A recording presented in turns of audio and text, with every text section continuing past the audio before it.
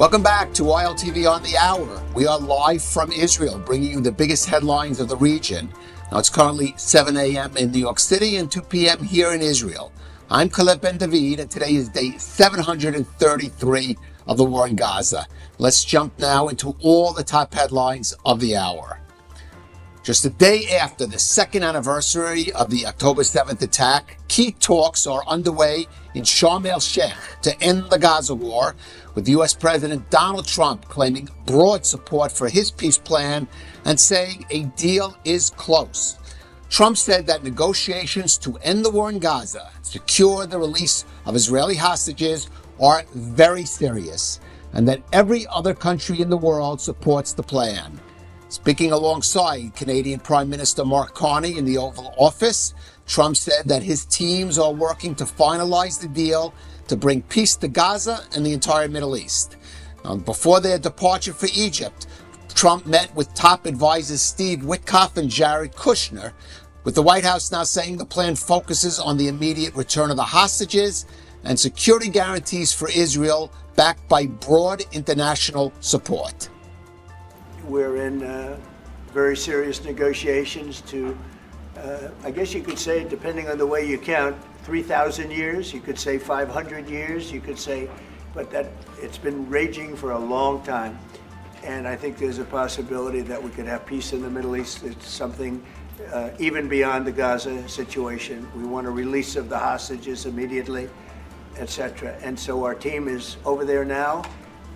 Another team just left, and other countries, literally every country in the world has supported the plan. Yep. I don't think there's anybody that hasn't, actually, not that I've seen. But there's a real chance that we could do something, so you may have some questions on that later. And the White House is reportedly turning up the pressure to finalize the Gaza peace deal within days, with a senior U.S. official telling Israel's Channel 12 that Witkoff and Kushner will not leave Egypt until an agreement is reached. Senior officials from Qatar and Turkey are also now reportedly joining the talks at Sharm, including the Qatari Prime Minister Mohammed Abdulrahman Al Thani. And in a wide-ranging conversation with the U.S. political commentator Ben Shapiro, Prime Minister Benjamin Netanyahu reaffirmed Israel's determination to end the war and bring the hostages home, but only if Israeli conditions are met. Netanyahu praised President Trump for his leadership on the new peace initiative, saying his involvement could be decisive in bringing the hostages home and creating a new regional reality. But I think first you have to finish the job. You have to finish the Gaza war, which I hope to do very soon, with President Trump's help. Let's get it over with. But we can't get it over with and leave Hamas there in power, aiming its rockets at us. That's not getting it over with. Getting it over with get all our hostages out, which is still before us. We haven't yet done it, and I hope we do, but it's not yet done. And then also get Hamas out of power in Gaza. Make sure that Gaza never again poses a threat to Israel or to the peace of the region and the world. Amid the ceasefire talks underway in Sharm el-Sheikh, the IDF is not advancing on Gaza City, but it is continuing intense military activities inside the Strip. Over the past few days, the Army conducted precision strikes and ground raids targeting remaining Hamas strongholds.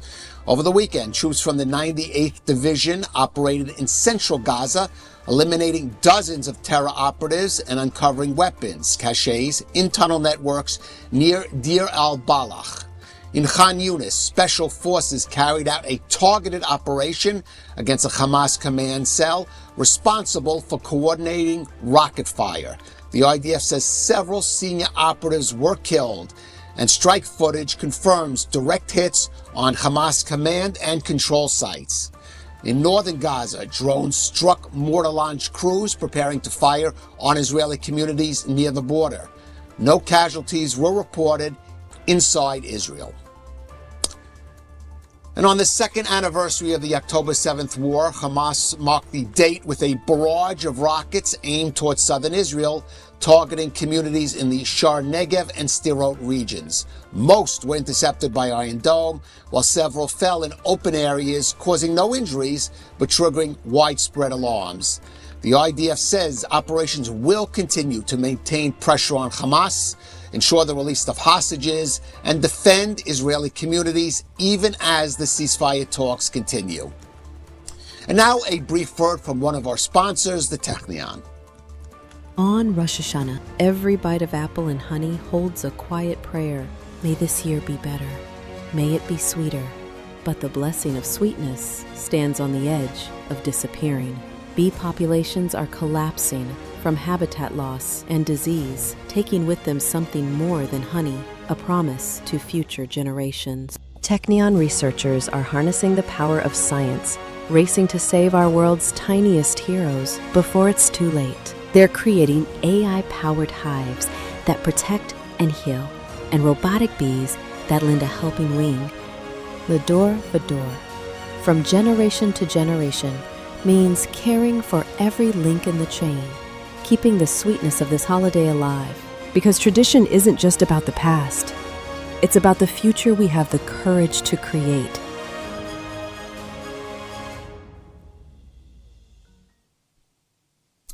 And over the Sukkot holiday, Israelis marked 2 years since the October 7th massacre, a somber anniversary for an unbroken nation that 2 years ago at 6:29, when Hamas unleashed a brutal coordinated assault from Gaza. Thousands of rockets rained down as terrorists flooded Israeli communities, slaughtering families in their homes, burning kibbutzim to the ground, and abducting hundreds. By the end of that day, around 1,200 Israelis were dead, 251 were dragged into Gaza, and a war that has defined these past 2 years had begun. Communities across Israel held heart-wrenching gatherings with one key message: bring the hostages home. 48 hostages remain in Gaza, 20 of them believed alive. Their return has become the nation's daily prayer.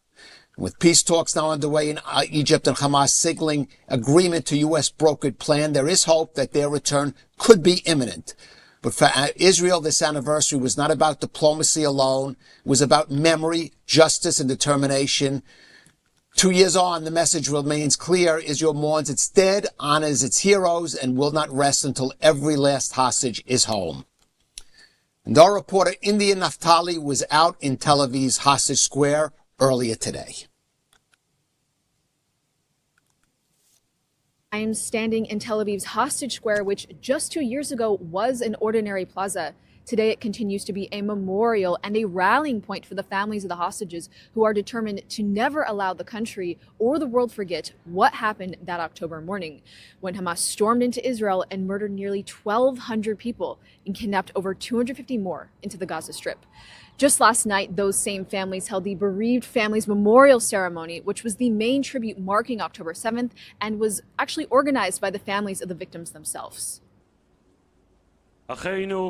כל בית ישראל, הנתונים בצרה ובשביה, העומדים בין בים ובין ביבשה, המקום ירחם עליהם ויוציאם מצרה לרווחה ומאפלה לאורה ומשעבוד לגאולה. השתה בעגלה ובזמן קריב ואמרו אמן. And amen to that. Joining us now for more is Israel's former ambassador to the U.S. and a former deputy foreign minister. He's now the chairman of the Silver Road Capital Group, Ambassador Danny Ayalon. Mr. Ambassador, thanks for joining us. My pleasure always, Khaled. Well, let's start with these talks in Sharm el-Sheikh. Your assessment of them. We hear, for example, President Trump sounding characteristically optimistic, but no longer saying necessarily it's going to happen within a week or within days. Steve Witkoff, Jared Kushner heading out there. Was that a good positive sign, a sign that things maybe have stuck? How do you assess how those, based on what we know, of course, how those talks are going? Yes, Khaled. Well, to start from the end, the fact that the senior negotiators are now coming over to Sharm, which is a resort town where people are sequestered, so they cannot leave the negotiation rooms, is a positive sign. Whether we will get an agreement soon, it very much depends on Hamas, because Israel has accepted all of the 2021 points of Trump's plan. It is Hamas who said yes, but with a lot of reservations. And we have to remember, Kalev, Hamas is a very ruthless, treacherous terror organization, which every opportunity they can take, they will deceive and will try to just drive the negotiations their way. They have no regards to the people of Gaza who are suffering as they are held hostage, basically, by Hamas. Of course, they don't have any regards to our people languishing in the tunnels there, the grieving people here, the grieving families that would like to see a closure to the dead hostages over there. And they will try to get as much as they can. But this time, I think, what is different now than previous times is now that we see a direct involvement of President Trump, which makes a lot of weight, because what he did was bringing in I would say, the heavyweight characters that can really put the onus and the pressure on Hamas, namely Turkey and Qatar. Until now, they were not really putting all the pressure on Hamas. You know that those two countries, Qatar and Turkey, are governed by Muslim Brotherhood, unfortunately, which is no different than Hamas. Hamas is part of the Muslim Brotherhood. So Erdogan is Muslim Brotherhood. Qatar is Muslim Brotherhood. We know all the financing, all the political support that they give. But now, when they are putting the pressure on Hamas, not just halfway, but all the way, this can give us a chance to have a resolution. Because without Turkey and without Qatar, Hamas is very much diminished in its power and its survivability in terms of what they can do on the ground. And to your point, Danny, as I said, reports now of top Turkish officials and Qatari officials, even the Prime Minister of Qatar, going to Sharm, presumably, to put some pressure on Hamas. But there is another side of that. Their involvement is in some way problematic for Israel. Two countries that have been sponsors of Hamas. Certainly, there are reports that Hamas and these countries are also seeking some kind of guarantees from the U.S. that Israel will not resume operations after the deal. But at the same time, of course, Israel wants to preserve its freedom of action if it does see security threats in Gaza. So how is that going to be balanced out by, for example, the Israeli negotiators there, such as Regional Affairs Minister Ron Dermer? Well, a very astute observation, Kalev, because the involvement of Qatar and Turkey is I would say, a double-edged or double-meaning sword. And certainly they are representing the Hamas position. So they would try their best to help Hamas, again, deceive and get the negotiations their way. But hopefully now that President Trump himself and his senior people are involved, hopefully they will not let that happen. And we know that Turkey and Qatar and Erdogan himself are very much dependent on U.S. in terms of their security, their economy, their status in the world. So hopefully, when the president puts all his weight down, with also showing or flashing out the consequences, not just to Hamas, the consequences to Qatar and Turkey if they do not really negotiate in, let's say, honestly, then maybe this would make them, if they understand, both Turkey and Qatar, that they will benefit if there is a resolution which is really the one that President Trump put on the table, then I think we have a chance, because Turkey and Qatar, with all due respect to Hamas, still Turkey and Qatar would prefer their own interests. Now, the fact is, as you mentioned, Caleb, the Prime Minister of Qatar is there, which is pretty much the highest political echelon involved, and which carries a lot of weight vis-a-vis the Hamas, the Hamas outside of Gaza, the leadership of Hamas residing in Qatar. But also, we have seen now coming into Sharm the Turkish High Representative, which is the head of the Turkish intelligence. And he is the guy who is very much has a lot of influence on Hamas military, if you can say military. They are all terrorists, but what they artificially distinguish between military and political. So it seems like there is a division of labor here, where Qatar will go vis-a-vis or against the political, which are residing in Qatar, and Turkey will work with the terrorists of Hamas, which are in Gaza now. Right. And Ambassador, of course, there are aspects of in these 20 points that are challenging and problematic for Israel further down the line, especially for the current government. But even in the short term, and I'm talking about a hostage release, full release of all 48 hostages, it's going to be somewhat challenging for both the Israeli public and Prime Minister Netanyahu. Of course, that will involve the release of Palestinian security prisoners. We are getting reports that Hamas is demanding some of the most notorious murderers that in Israeli jails. Reports today that they're also demanding the return of the body of Yahya Sinwar, the Hamas leader that initiated the October 7th attack and was killed by Israeli forces. This is certainly going to be with all the joy that this would come with the hostage return, this is going to be a very painful, difficult moment for a lot of the Israeli public. And it's also going to be somewhat challenging for Prime Minister Netanyahu and his coalition. Itamar Ben-Gvir, the Minister of National Security, going on the Temple Mount in Jerusalem today, talking about continuing the war. So let's just talk even just how challenging this could be in the short term.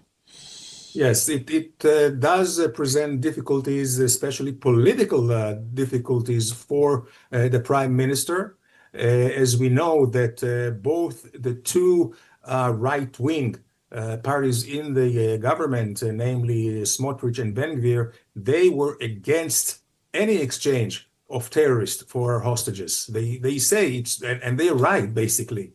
It's not on par. Hostages who were just taken off their homes, civilians, innocent people. And on the other side, we have terrorists with real blood on their hands. However, here we have to be, as we say, not just, but smart. And I think it would be a great healing for the country to get back all the hostages. And so this is the number one priority. And Netanyahu, which also, Kalev, until now deferred basically to Smotrich and Ben-Gvir, it seems like now he puts the highest priority on the hostages. And it seems like, if I can add another observation, is that he may even bring, if he needs to make some concessions, he will go a long way to bring back all the hostages, even at the risk of the fall of the government, because I believe he is also getting geared for elections. And with the hostages back, it's a better surrounding, it's a better, let's say, condition for Netanyahu to go on this for elections. Right. We should note, Danny, though, that the head of the opposition, Yesh Atid leader, Yair Lapid, has said he will provide a security blanket in the parliament for the government to prevent it from falling, certainly in the immediate future, but it's not unclear how long that that guarantee would last and when elections, which are supposed to be held next year anyway. Let me ask you, we've heard President Trump again. He's always bringing it back, not just to this ending the Gaza conflict, but bringing wider peace in the Middle East, talk about opening the Abraham Accords. But we should note there's nothing explicitly in the Gaza peace plan that sort of promises or guarantees or even hints of some of these countries establishing relations with Israel if this conflict ends. And we're talking about, of course, Saudi Arabia, and some people are even bringing countries like Indonesia into it. How quickly do you think that would move along if indeed we get to at least past this first stage of the agreement? Sure. I think that the most important step, and this is the condition that without it we cannot make any progress, is the demilitarization, of course, bringing back the hostages in the exchange with the Palestinian terrorists, and I hope here they will not return some terrorists which are just despicable. You know, Hamas, Kalev, also demands the Nukhba, those who raped and those who killed and those who burned Israelis alive on the 7th of October, which are in our hands. They also want them back. So it's going to be a very, very tough head-to-head negotiations. But let's assume that we get past this obstacle. Then the second stage would be the demilitarization of Gaza. Of course, we pull out of Israel to at least to some perimeter of security. We will have to have some presence there, unlike before the 7th of October. And this with some diplomatic, I would say, manipulation, we can go into what the vision of Trump is, and that is peace in the Middle East, normalization and peace with Saudi Arabia, with Indonesia, as you mentioned, with all the rest of the Arab countries. Even Pakistan is there in line for normalization with Israel. This could come only after we stabilize Gaza and we're ready for some kind of a political process. And here I think it should be clear, and I hope that the president also understands, no one in Israel will accept now a Palestinian state, certainly not after the 7th of October. But there could be some negotiations or some arrangements that can alleviate the conditions of the Palestinians, both in Gaza and Judea and Samaria, towards some kind of a permanent solution, which right now I don't think it's relevant even to discuss, because many things can evolve in the future. And the solution, the permanent, let's say, state agreement would depend upon the situations on the ground many, many years from now. And I agree, and I think there's no need to go into, that would be so much to speculation about some of these later proposals of these 20 points that really will only come into play if the first stage is reached. Finally, Danny, I do want to ask you, yesterday we marked 2 years since the October 7th attack. It's been certainly one of, if not the most difficult time for the state of Israel, maybe since its founding, I would say.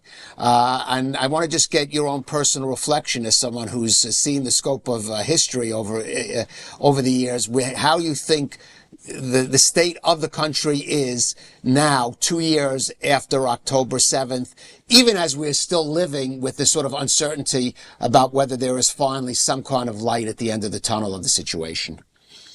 Yeah, well, Israel is still wounded physically and also psychologically. As you mentioned, this is the worst day Israel has ever had since its reestablishment in 1948. It's the worst day the Jewish people has experienced since the Holocaust. More Jews were killed on this day than any other day since the Holocaust. So this is still very much, I would say, present. But on the other hand, you know, we have a lot to be proud of: the resilience of the people, the fact that not only we are rebuilding those communities, but there is a line, a queue of people who would like to go and actually enlarge these communities on the borders with Gaza and up in the north. So in that sense, I think the country has shown that it could spring back.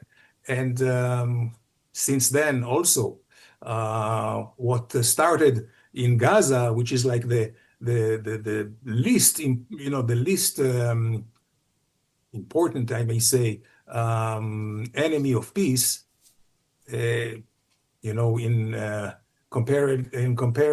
with Hezbollah or Iran. Right. Compared as an existential threat to Israel with Iran and its proxies. So we saw how the tail of Hamas really wags the dog, which was the entire Middle East. But now we have really come ahead, eliminating a lot of existential threats, mainly from Iran and Hezbollah.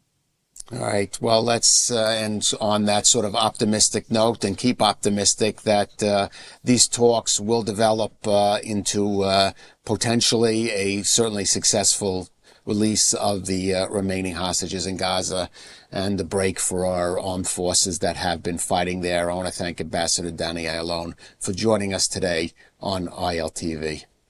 Thank you, Kalev. And in other news, the Israeli Navy has successfully intercepted a new flotilla that was attempting to break the naval blockade on Gaza, preventing the vessels from entering a combat zone. 9 boats with about 100 activists were stopped at sea and were escorted to an Israeli port. Now, the Foreign Ministry said this was, quote, another futile attempt to violate the blockade. All passengers are safe and in good health and are expected to be promptly deported. Now, footage released shows the Israeli Navy forces boarding the vessels peacefully, underscoring Israel's control and determination to protect its coastline. And in recent weeks, several flotilla attempts have been intercepted in a similar manner, with vessels diverted to Israeli ports and foreign activists deported after a short detention. Israel says these missions are political PR stunts that endanger lives, and it reaffirms that the naval blockade of Gaza is legal and is being enforced to prevent the smuggling of arms into the Strip. And in other security news, tensions are high along the Lebanese border. Over the weekend, the IDF eliminated 3 Hezbollah operatives as the IDF reacts to truce violations north of the border. Air Force drones under the command of the 91st Division targeted and killed Mahmoud Ali Issa in the Deir Amas area. Issa was Hamas's local commander in Kfar Kila, responsible for linking the terror group with residents for economic and military purposes that included the seizing of private homes to store weapons and conduct surveillance. Later, another Hezbollah operative was eliminated near the village of Zibkin while operating an engineering vehicle trying to rebuild terror infrastructure. And in a separate IDF strike near Nabatea, the IDF took out Hassan Atwiya, a senior figure in Hezbollah's air defense. The IDF says Atwi maintained direct contacts with Iran, and he was key to Hezbollah's efforts to rebuild its defense network. The IDF says it will continue to eliminate threats and enforce security along the border. And just to reiterate the top story of the day, as we said, just after the second anniversary of the October 7th attack, key talks underway in Sharm el-Sheikh to end the Gaza war, with U.S. President Donald Trump claiming broad support for his peace plan and saying a peace deal is close. Trump said negotiations to end the war in Gaza and secure the release of Israeli hostages are, quote, very serious, and that every other country in the world supports the plan. Speaking alongside the Canadian Prime Minister Mark Carney in the Oval Office, Trump said his teams are working to finalize the deal to finally bring peace to Gaza and the entire Middle East. Now, before their departure for Egypt, President Trump did meet with his top advisors for the region, Steve Witkoff and Jared Kushner. The White House saying that their plan focuses on the immediate return of the hostages and security guarantees for Israel that are backed by broad international support. The White House is reportedly turning up the pressure to achieve a peace deal. U.S. officials telling Israel's Channel 2 that Witkoff and Kushner will not leave Egypt until an agreement is reached. And that ends this update on ILTV. You could stay tuned for further updates. Of course, you could always go to your app. Just scan that QR code that is now appearing on your screen. Thank you for joining us on ILTV, and stay tuned.